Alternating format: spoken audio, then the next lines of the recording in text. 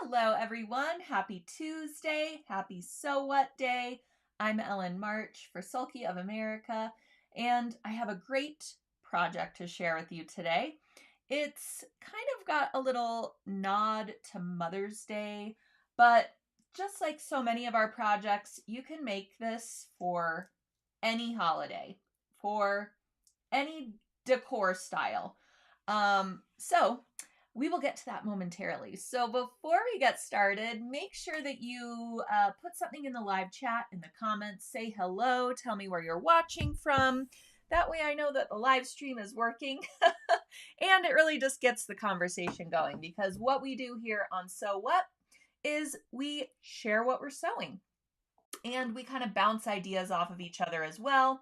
I give you some inspiration. You tell me how you're going to change it up, or how you prefer to make it. And we share tips, tricks, techniques, all of those good things here. Also, as long as you are commenting or somehow engaging with the post here today, give me one of those great emojis, something like this.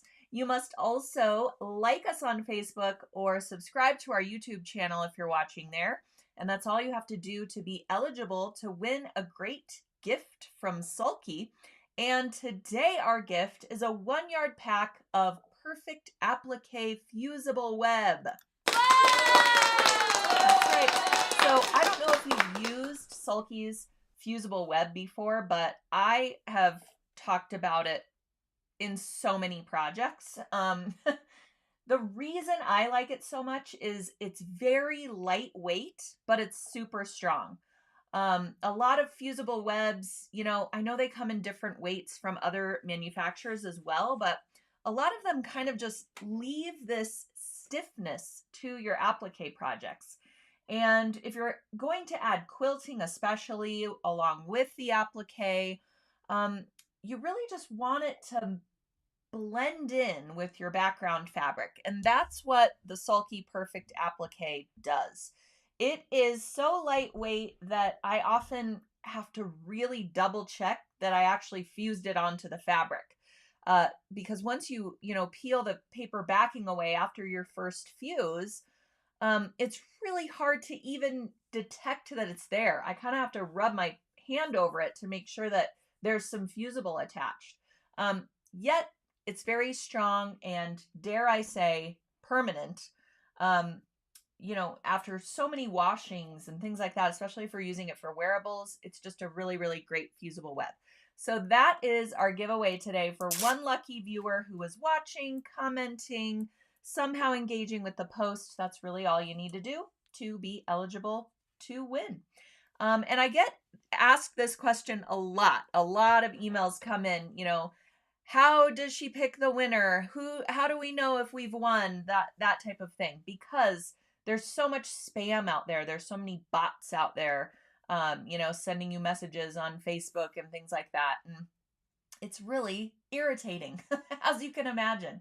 So I have my own little way of notifying the winner. You will know that it's me. It will come from my personal account. And as far as picking the winner, basically, as long as you're engaging with the post, even if you've just liked, the live stream post itself, I assign a random number to everyone who's engaging with the post, and then I use a random number generator to pick the winner, and then I notify that person. So sometimes I will post the winner in the comments after the live stream. Usually I give, until the next day to pick a winner, just so that people tuning in late and all of that get a chance as well. And if the winner consents to me mentioning that they have won, then I will post their name in the comments too. So I just wanted to address that because I get so many emails about the gift that we give away every single Tuesday. So make sure to share out this post. Tell your friends every Tuesday if they're watching and commenting. They can also win a little gift from Sulky.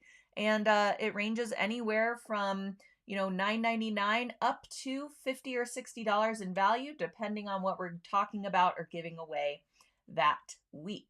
All right. Janice says she usually doesn't catch the live.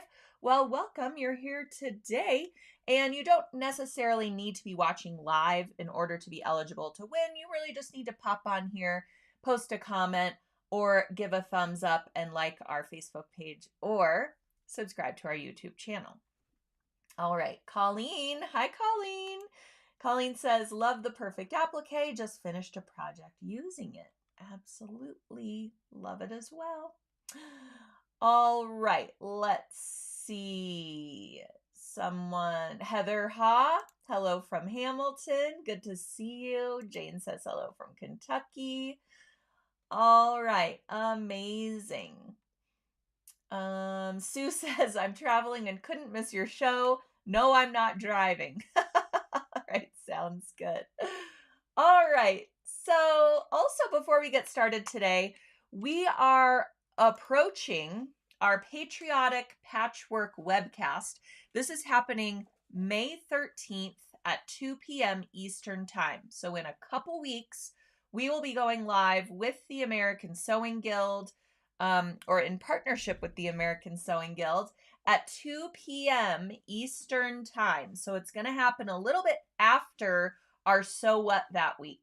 We will hop on over to our education platform at sewingonline.sulky.com.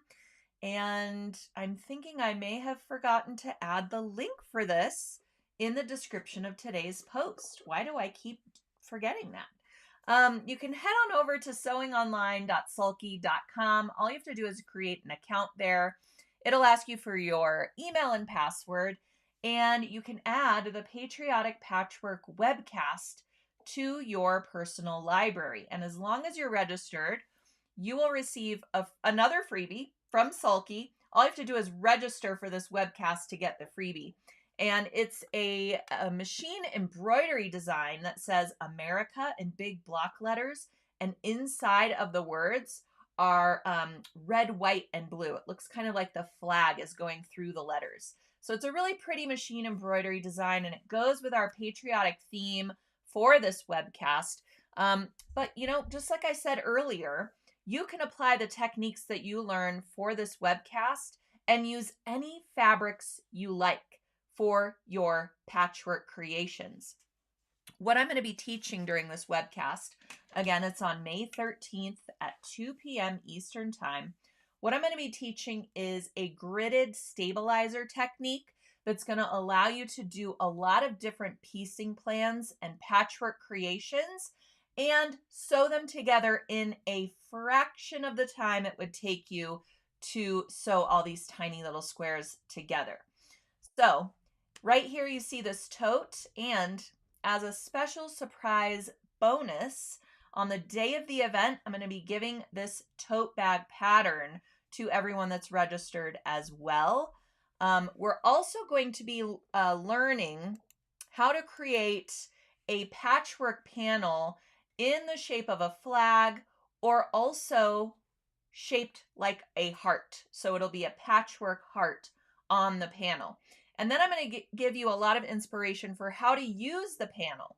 So this flag right here, I oriented it in this vertical way, which is why the blue section of the flag is in the upper left-hand corner. Flag etiquette states that the blue section always be in the upper left-hand corner. So if you want to hang it vertically like I do, because this is how it fits my garden flag stand, then you'll want the blue section in the upper left-hand corner. If you want to orient it horizontally, the way that the flag traditionally flies, then you will put the blue section in the upper left-hand corner. You get the idea.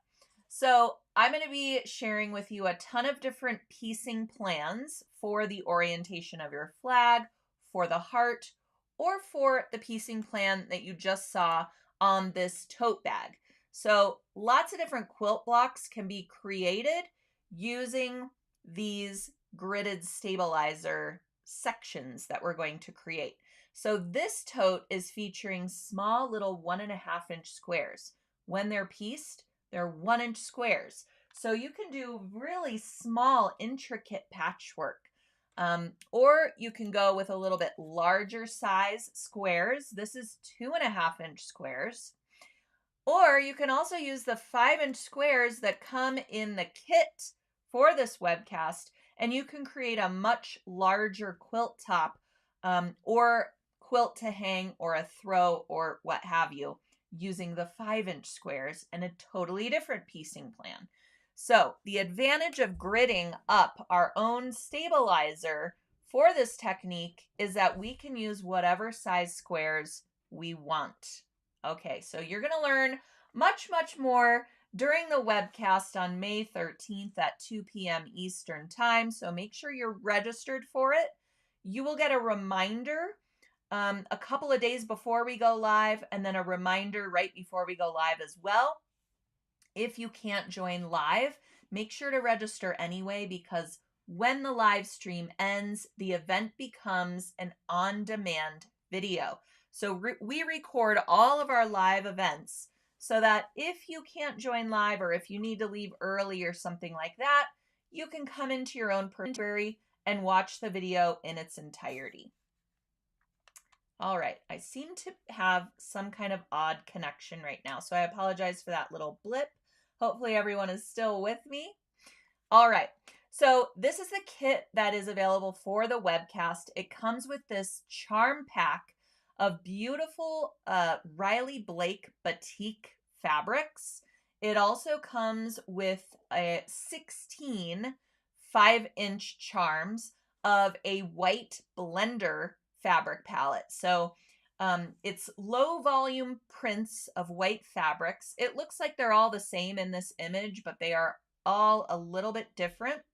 It also comes with some batting, which is what you see in the background. Everything is kind of laid out over the top of the batting.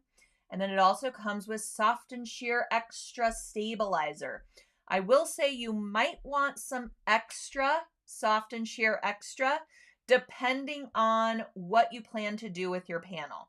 If you're just going to create one panel like I showed with the flag, one pack of Soft and Sheer Extra will do for you.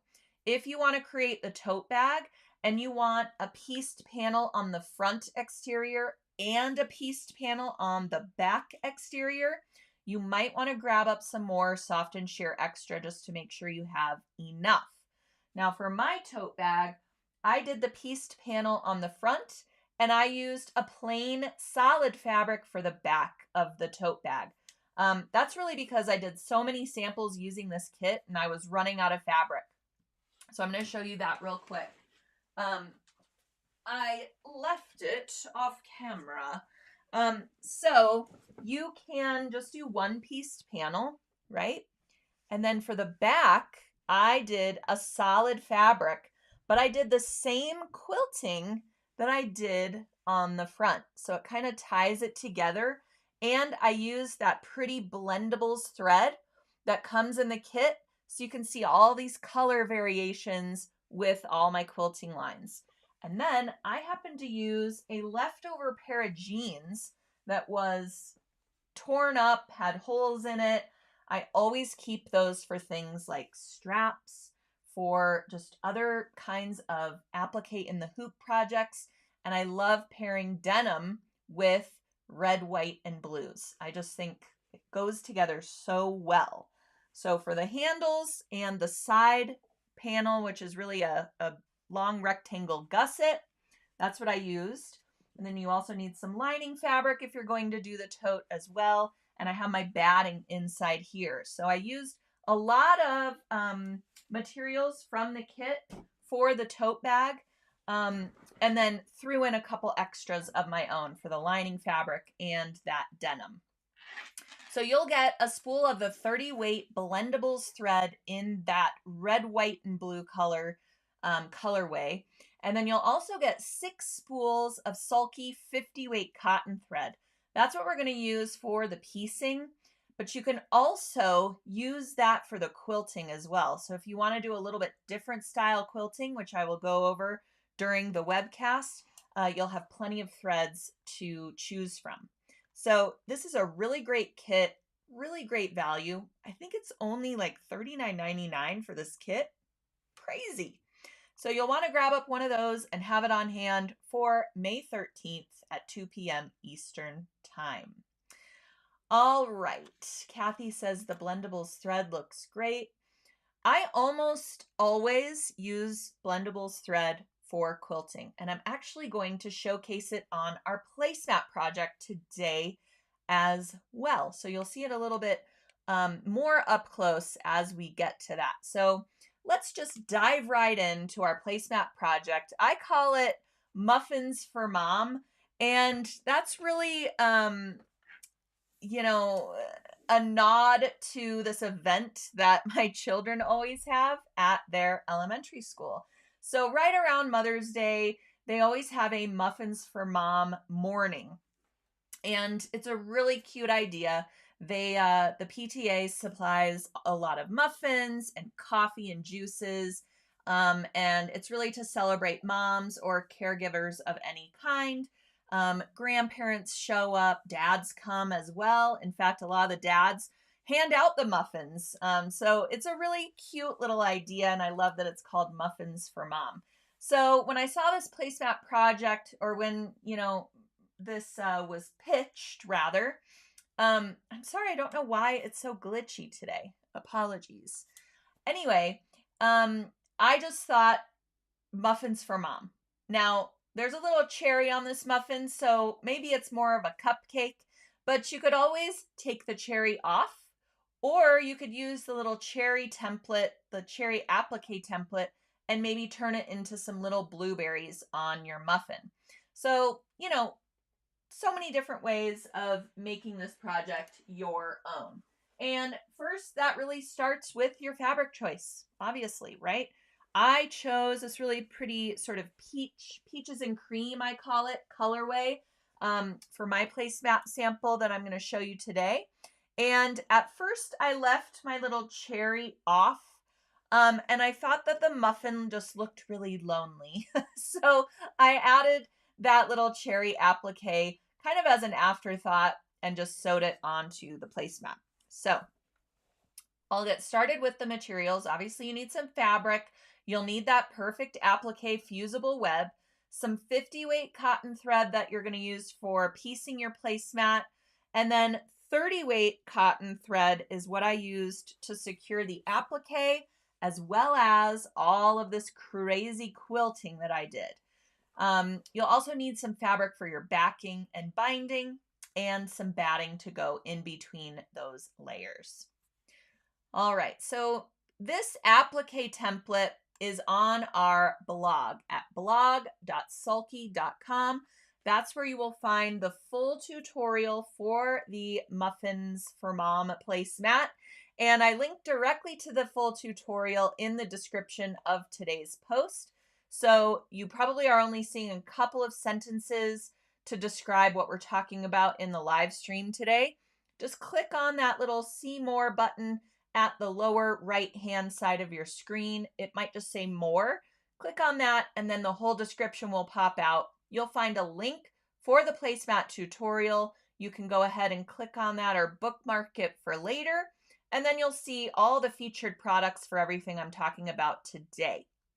All right, so you'll grab up your applique muffin templates, and really super simple. You've got your cupcake, and then you've got your cupcake liner, and then that optional cherry if you want to add a cherry, or if you want to use that little circle and create blueberries or something like that on your muffin. All right, so you'll need some scrap fabrics, or you can use the fabrics that you chose for the outer piecing areas of the placemat. But if you have some coordinating scraps, I love using scraps for applique. I love using scraps, period, because it just validates, it gives me a reason for keeping them, right? I'm like, well, knew I would use this for something. Here we go. So I've transferred those applique templates to the paper side of the fusible web and then fused them down to the wrong side of each applique fabric. So, I don't know really anybody who creates one placemat, but you could create one placemat maybe for the birthday girl, something like that, roll it up with some cute little spatulas or something like that, tie a bow around it, and it makes a great gift. But I would say most people are creating at least 2 placemats, a set of some sort.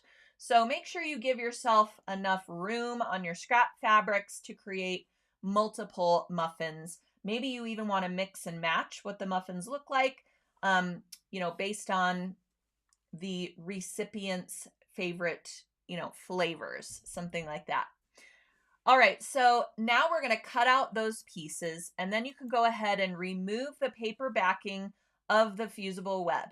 Do you see how it doesn't even look like I have applied a fusible to this fabric? It just looks like the fabric wrong side.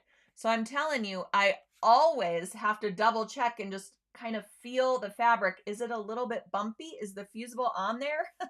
I might get out, a good light so that I can see. That's how lightweight and nice this fusible web is.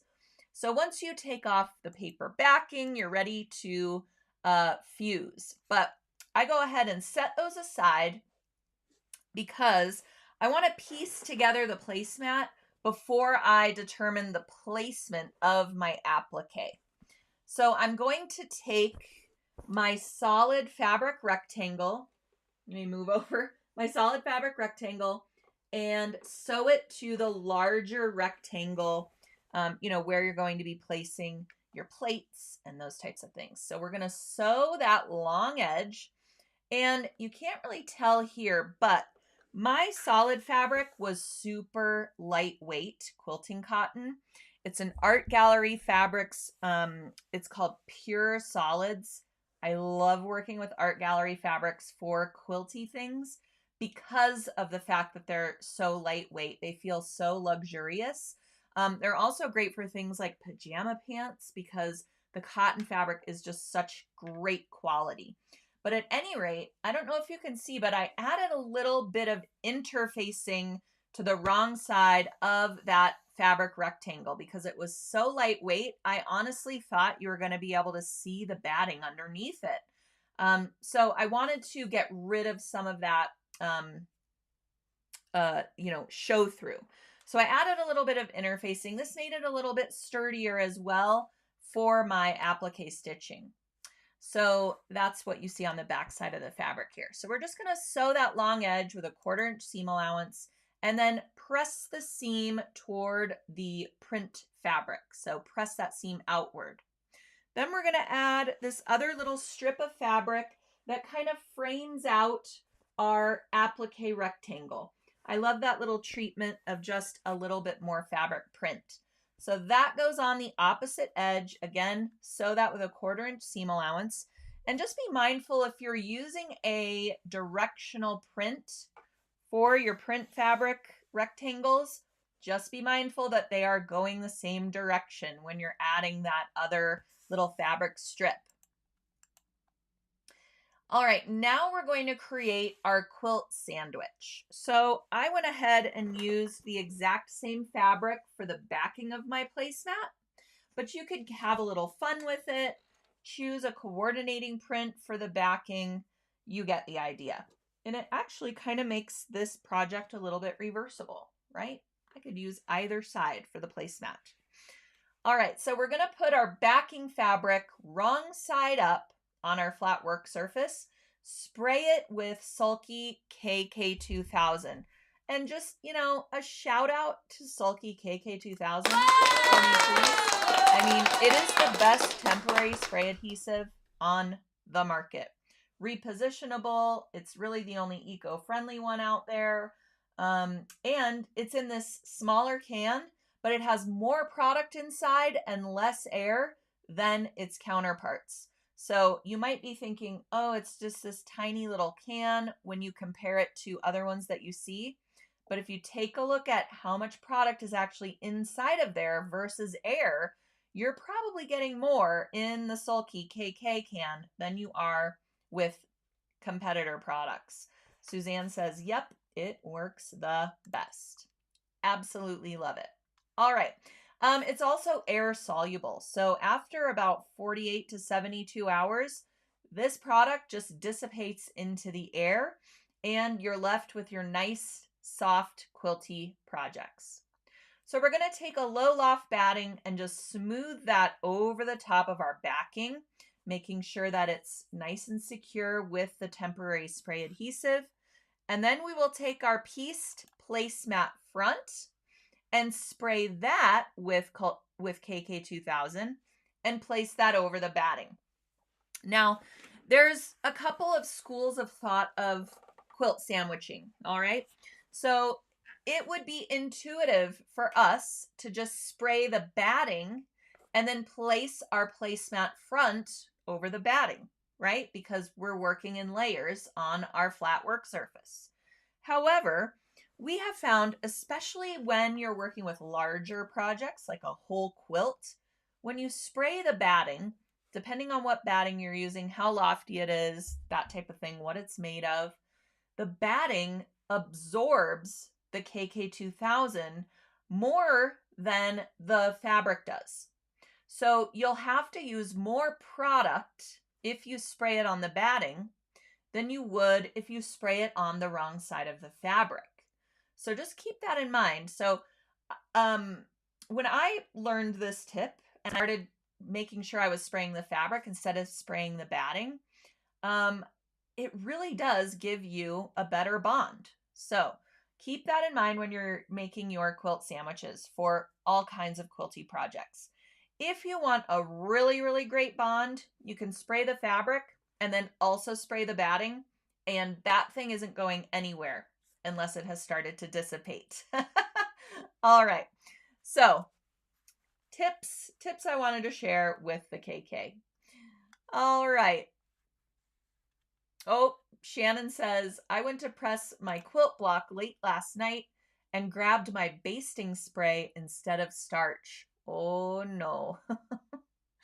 I'm so sorry. Yep, I'm sure you had a mess on your iron, but I will say, have you ever tried this great iron cleaner? It's called Faultless Iron Cleaner. We actually carry it at sulky.com because I love it so much. I was like, you guys have to get this in here. You don't need very much. And what you do is you take an old cloth, right? And you'll put some of the iron cleaner on it. It kind of looks like lotion, like the consistency of lotion. And then all you do is iron over it on your cloth with the product on it, back and forth with a high temp iron, and the cleaner cleans the sole plate of your iron. I'm telling you what, it is the best stuff. I have a super gunky iron and I was about ready to just get rid of it. And I tried the Faultless Iron Cleaner on it, and that sole plate was so shiny. I honestly couldn't believe it at all.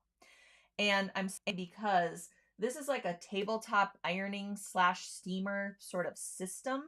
And I love it. And it does vertical steam, and I've had it for so long, and I just thought like, there's no saving this.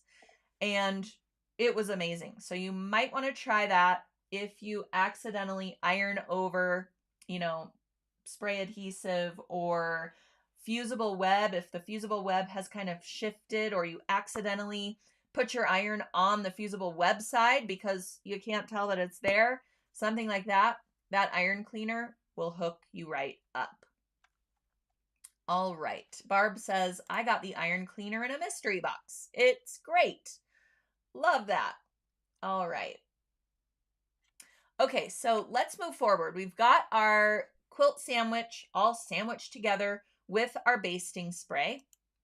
And now we can position our cute little appliques.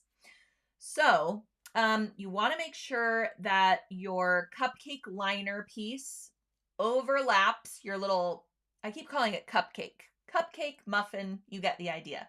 So your muffin liner needs to overlap your little muffin piece just a little bit. You can follow the applique template that is available as a PDF in our blog post, linked in the post today. And then if you're going to use that little circle cherry, you want to overlap that on top of your cupcake piece. But again, you can omit that. So like I said, I thought I don't need a cherry. This is a cupcake. I never put a cherry on a cupcake.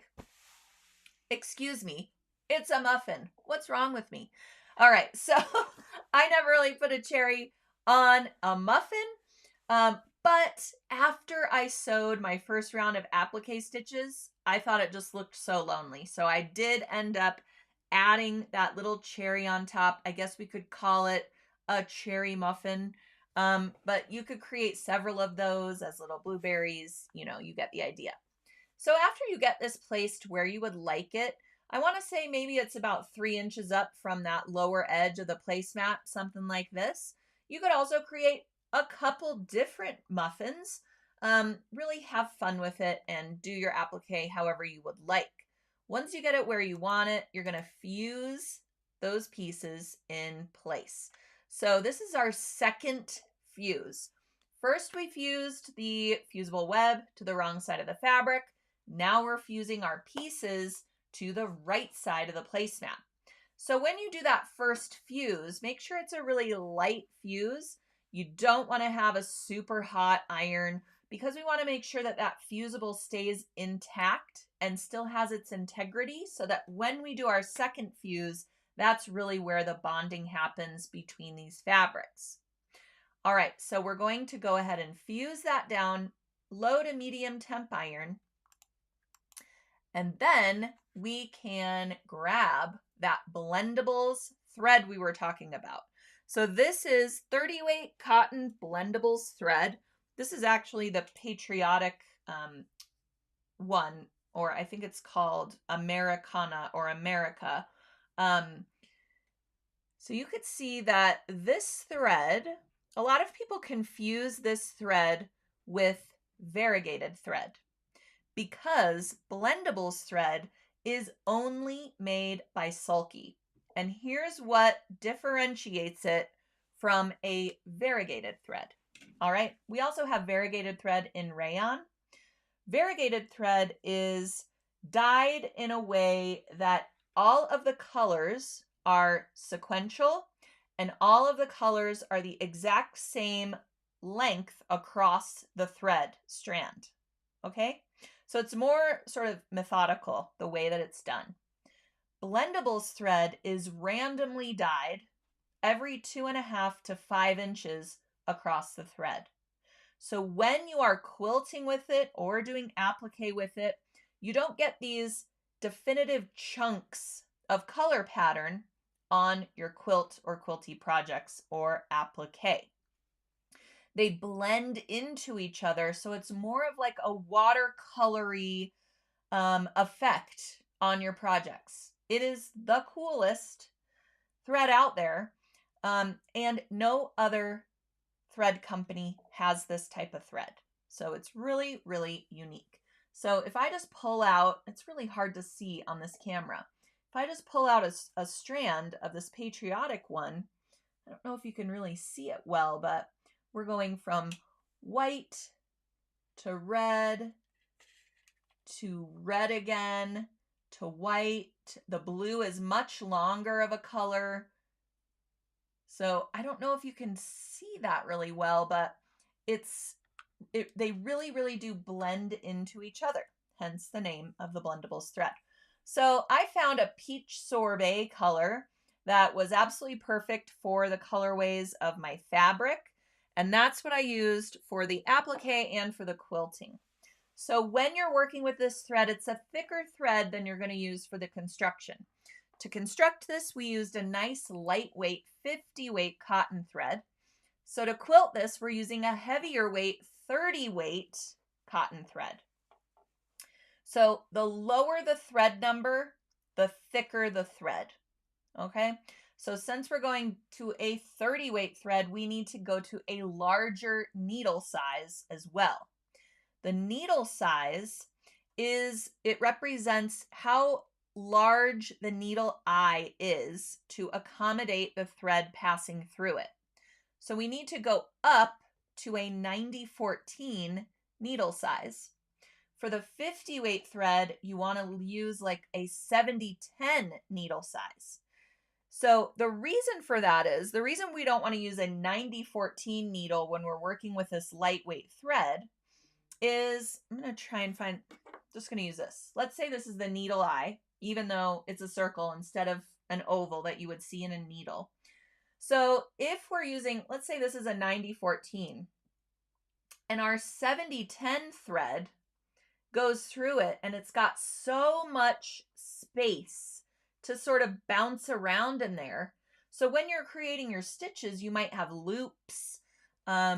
Your bobbin thread might come up from below because there is that extra room in the needle eye with your lightweight thread.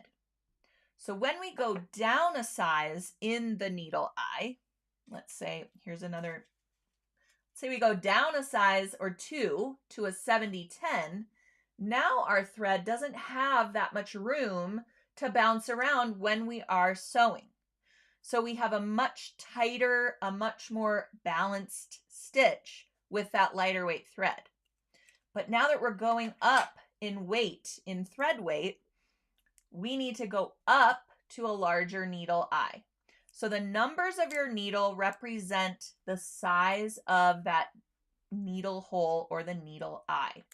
The type of needle is based on the technique that you're doing. So a quilting needle would be great for quilting with heavier weight thread. Top stitch needle, great for top stitching, details on heavier weight fabric. For the construction, you can go with a universal needle, size 70-10. So I know that's a lot of numbers I just, threw out there, but hopefully that starts to make a little bit more sense. That's another thing I get asked constantly is how do I know what needle size to use with what thread? All right. Another sort of trap I don't want you to get caught in is some of these newer machine models, some of the higher end machines.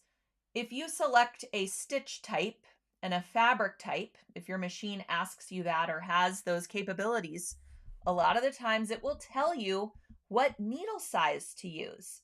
And I feel like this is a big trap because the needle size is dependent on the thread weight. And my machine, I don't know about yours, but my machine's never asking me what thread weight am I using. It's asking me what fabric type I'm using. It's asking me what stitch I'm using or technique. It's never asking me what is the thread weight. So how does it know that I need an 80-12 needle or a 90-14? That's just really a recommendation, and that can clue you into what thread weight maybe you should be using for that technique. So think about those things as well when you're preparing for your projects. All right, Marion has a great question. What bobbin thread do you use with the blendable thread? Okay, so for this project, since I'm doing quilting with it as well, I use the same thread in the bobbin, and that way I get the pretty blendables thread on the back side of my work, and the back looks just as pretty as the front, since, you're going to be seeing that. Sometimes, like, let's say I'm quilting something and then I'm going to add a lining into it later, like maybe a tote bag. I will use 50 weight cotton thread in the bobbin, or even bobbin thread in the bobbin, do my quilting, and then if I insert a lining or a backing later, it doesn't add bulk to the wrong side, and I don't sort of waste that pretty thread on something that nobody's going to see. So never go up in thread size or thread weight in your bobbin. Always use either the same thread weight or a lighter weight thread in the bobbin, and that way you'll get a balanced stitch. If you are using that heavier weight thread in the bobbin, you might need to do some test stitch outs to ensure that the back looks just as pretty as the front, because you're going to be working with heavyweight thread on top and on the bottom.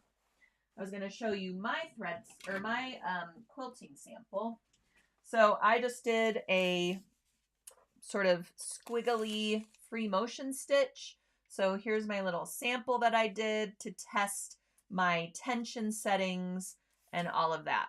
I will say that the machine that I have, according to them or according to it, it does automatic tension uh, adjustments for you.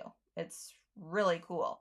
There are very few times where I've actually had to go in and fiddle with the tension, and it's actually usually when I'm doing quilting in the hoop. So when I do quilting in the hoop, a lot of the times I have to lower that bobbin tension quite considerably. So it's really, really advantageous for you to do at least a little bit of a test stitch out when you're doing quilting, or if you are doing an end-to-end or edge-to-edge quilting design. And actually, this placemat is a great opportunity to use those types of in the hoop quilting designs because it's a small project. So you don't really have to do multiple hoopings. Make sure that you're lining up your beginning and end points, all of those kind of, things that can be a little bit stressful when you're quilting in the hoop. You could choose a really large scale end-to-end quilting design or edge-to-edge quilting design and use a mega hoop and probably quilt this placemat all in one fell swoop. So take a look at those designs if you have those capabilities and you have an embroidery machine. All right, so we've got our 30-weight thread. We've got our larger needle. We're using the same thread in the bobbin. And we're going to first secure our applique.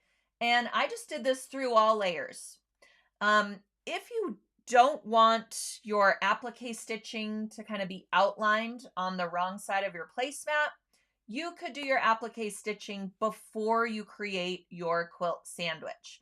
But I wanted that little puffy little bit of loft to the applique, so I did my applique stitching through all of the layers of my quilt sandwich. I just selected a narrow blanket stitch on my machine, and I blanket stitched all the edges. You could do a straight stitch, you could do a satin stitch, you could do whatever decorative stitch you like to secure your applique pieces. And the great thing about that Pretty Blendables thread is you can just get away with using one spool for your applique and for your quilting, but you can have lots of different colors showing up across the placemat. So here is my cute little muffin, all appliqued onto my quilt sandwich or through my quilt sandwich. At this point, I still added quilting and then had the thought that it really did need that cherry on top. All right, so now that we have our muffin appliqued, you want to do your quilting. Okay, so anything goes here. You could do a crosshatch quilting design. You could do an end-to-end or edge-to-edge in the hoop quilting design. I dropped the feed dogs and went free motion style and just did all kinds of squiggly lines. I probably went overboard with the quilting. I added a lot, as you can see here. When I do free motion, I just get in the zone, I think, and I'm just like, let's do more squiggly circles. So I did a lot of quilting on my sample. But obviously, you do you and the quilting that you like to do. Once your quilting is complete, you can choose to add or keep off your cute little cherry. And then we need to trim this up just a little bit, just to make sure all of our edges are nice and even. All right. Kathy says she hasn't tried free motion quilting yet. Yeah, it's kind of an intimidating topic for a lot of people. So I highly suggest you check out our free motion quilting for beginners. This is a session over at sewingonline.sulky.com. There's tons of videos. There's templates that are included. You can kind of do the quote unquote cheater way of free motion stitching where you apply some stick and stitch stabilizer or sticky Fabri-Solvy with some patterns over it, and you just follow the pattern with the needle. And that way you don't have to just, like I did here, just squiggly lines all over the place, and they intersect in areas and they don't in others, and it's just kind of a crazy quilting. if that makes you nervous or what have you, you can follow a pattern. You're still doing it free motion style where you are in charge of controlling your fabric rather than those feed dogs being in charge. So I think you'll really have fun with it. You can check out that session over at sewingonline.sulky.com. Again, it's called Free Motion Quilting for Beginners. All right, you also get a cute little quilt pattern with that session as well. All right, so then the only thing that's left really is to do the binding. For this, I first applied my binding to the wrong side. Then I folded it around to the front of the placemat and mitered the corners. And then I did that same blanket stitch that I did for the applique, and I blanket stitched along the binding. So since I'm stitching it from the front, if I'm off or, miss a little bit of the back, you're not really going to see it. The important thing is that my blanket stitching is right along that folded binding edge, and it kind of, brings everything together. Sorry, I've got a little fly that's bothering me down here. All right, so once your binding is complete, so is your placemat. This comes together so quickly, so easily, and it's a great opportunity to practice free motion stitching or to have fun with another type of quilting, because it's such a small project, so it's easily managed under the presser foot. You can hold on to both areas and really have nice control over your quilting. So you can see that 30 weight thread really pops off of the surface of the placemat. You can really, really see it. It's nice pronounced stitching. If you wanted your quilting to more blend in, then you could use that 50 weight thread, the lighter weight thread, and really just have your free motion quilting blend in a little bit more. I'll show you what that looks like here. Oh, I will show you what that looks like here. So this is where the quilting really just blends in a little bit more.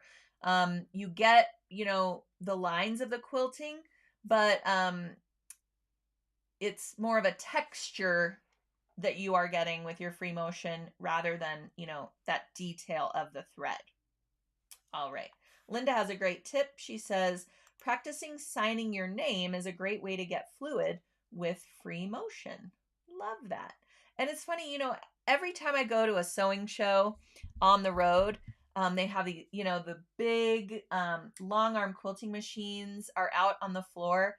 And I'm telling you what, you walk over to see what people are practicing with, because it's a great opportunity to give those machines a try. They always have them set up with fabric and batting and everything's ready to go. So you can just walk on over to the booth, grab onto the handles and give it a go.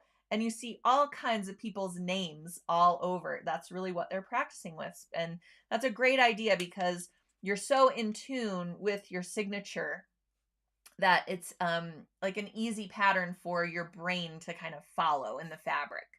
But again, I will say when I start doing free motion, there's two things that happen. I start grinding my teeth. So I actually use like a tooth guard when I'm doing free motion. Isn't that bizarre? I started noticing it a couple years ago. I would start, being kind of sore after, like my jaw would be sore after. And so then I just really kind of dissected what I was doing at the machine. And I realized like when I'm doing free motion, I'm actually like following my pattern with my lower jaw. So weird. But that's what I figured out I was doing. And so I was kind of grinding my teeth while I was doing it. So I wear a tooth guard now. It really helps. I don't get headaches or anything. I don't need to take as many breaks when I'm doing free motion. And the other thing is I like to wear these quilting gloves. I'm going to show them to you real quick. We also have these at sulky.com, and they are specifically made for free motion quilting, and they come in different sizes. I have really big hands, so I have the large size. So this is what they look like. So they have this sort of mesh fabric on one side. So if, you know, your hand gets moist or whatever, it's just really great for ventilation. And then on this side, it's like a faux leather and it's got all these little cushions built in. And then on these 3 fingers, it has this special fabric so that you can still use your machine screen. You know, when you wear gloves and you can't use your phone, things like that. So these allow you to not have to take off the gloves to program your machine if you have a touch screen. So really, really smart the way that these are made. And then these 2 fingers are free, allowing you a little bit more, you know, I don't know, movement and flexibility with your hand. And then there's a little Velcro closure here that allows you to have a little bit of flexibility for how they are fitting. So just really, really smart. These are by Swan Amity. And we have these at sulky.com in, I think, 3 or 4 sizes. So these are really, really great tools to have if you plan on doing a lot of free motion, a little bit larger projects, but I like to put them on even if I'm doing a little placemat like this. So that's just another tip that I wanted to share with you about free motion stitching. So they're not expensive, maybe around 30 bucks or something like that.